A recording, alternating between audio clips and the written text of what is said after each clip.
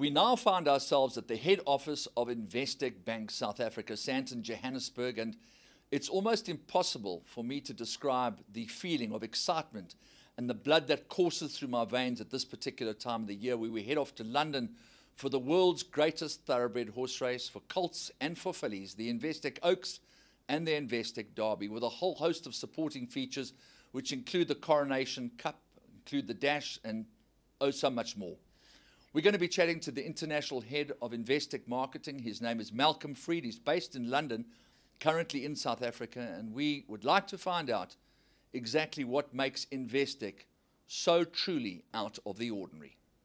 Yeah, look, our association, as you say, has gone back a decade. We have grown together with the Jockey Club, and this event has grown with the both of us. Of course, we are proud of it, and of course, we put a great deal into it. At Investec, anything we commit to, we try and do our very best at. We want to be great partners, and for sure this is the biggest event that we have in the UK. It's a huge deal on the British summer calendar, so we're as excited as you are, Andrew. There's a very special function that takes place in the week preceding the Investec Derby. It's called Breakfast with the Stars, and they say that sometimes you make your own luck. With See the Stars winning the inaugural Investec Derby, he carried the brand all over the world because he was such a successful racehorse. Luck, planning, whatever you call it, it just seems to be the Investec way. You know, Andrew, we're bankers, and we don't rely on luck. We take it when we get it. We're very happy when it comes our way. But fundamentally for us, everything is about being thoughtful, planning, and putting in the really hard miles that will tell us that we're going to have a great event. As far as a great event is concerned, no event is complete without Frankie Dettori. He won the race for John Gosden on a horse called Golden Horn. He subsequently became your ambassador. He did you proud. He's a very special human being, and of course this year he's going to be back again, but you have changed the thrust this year with regard to your advertising campaign. Frankie is probably the most significant face we have for the Derby. The campaign lives and breathes in print, on outdoor. There are very different kinds of images. And it's not to take anything away from Frankie because he remains a very important figure for us. Epsom Downs itself, it's almost everything to everyone because there is this elitist type of scenario in the Queen's Stand, in the facilities that are designed for those people who have the affordability and are of aristocracy. But there's a completely different side to Epsom that is entrenched in the Constitution, and it's something that this year you have really made a meal of. We don't want to be seen as elitist and exclusive. We have very wonderful facilities for all kinds of people. We entertain our clients in the Duchess Stand. We have a box in the Queen's Stand.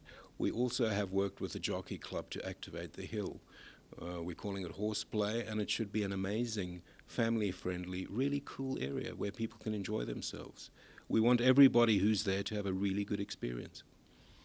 The funny thing is, if you go to Epsom, let's call it 3 months out of season, you can barely recognize the place. I mean, it's almost like a military operation, getting all that branding in every single strategic position that can be picked up from the air, from hot air balloons, from planes flying by, from every single angle. We pay a lot of attention to this. You know, I guess our planning for the Derby starts about 6 to 8 weeks after the next Derby ends. We're in the planning for about 10 months a year. What we try and do with our branding is make it visible and make it appropriate. It is us who's headlining that event. It is us who are the sponsor, and at the same time we want to do this appropriately and in a way that works for the Jockey Club and Epsom.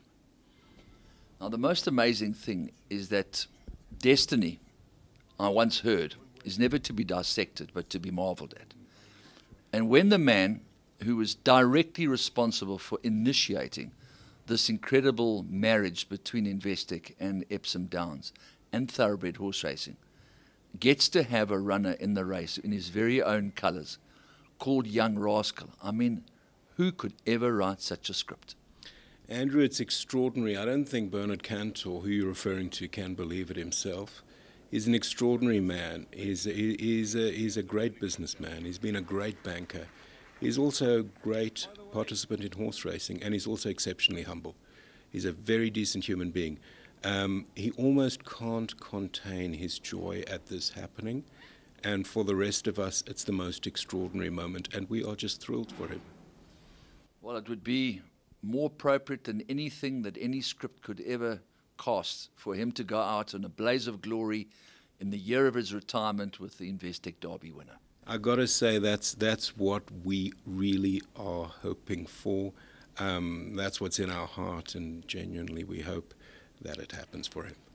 The exuberance and the passion of a man called William Haggis, who has won the Oaks and he's won the Derby some years back with a horse called Charlotte, who came to South Africa, funnily enough.